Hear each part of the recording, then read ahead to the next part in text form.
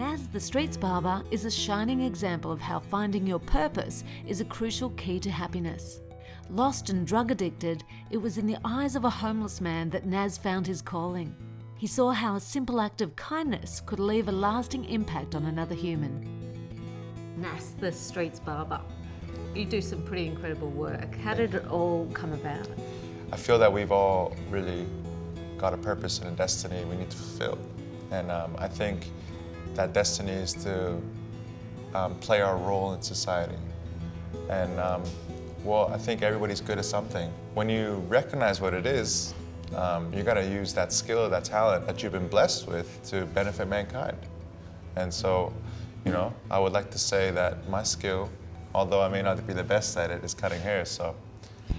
Yeah. Not just cutting hair, you've got a massive heart. To actually have this motivation to get out there and do what you're doing, that must be driven from somewhere. What's the path that drove you to that position? First and foremost is my upbringing in the Baha'i faith.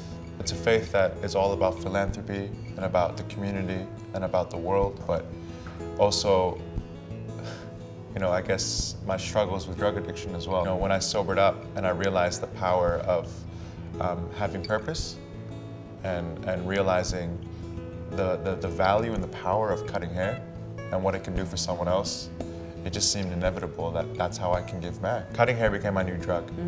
Sure enough, I would always see a guy outside a train station on my way to work, and I'd give him a coffee and a muffin. I always try to make him feel good, always try to have a chat, but just never really looked me in the eyes. He never really, you know, acknowledged my presence. Until one day I asked him, "Hey bro, would you like a haircut?"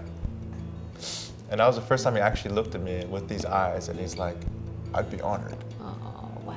And I'm like, "Yeah, all right." He goes, "You know, I've been too depressed to even look at myself in the mirror because I hate what I've become."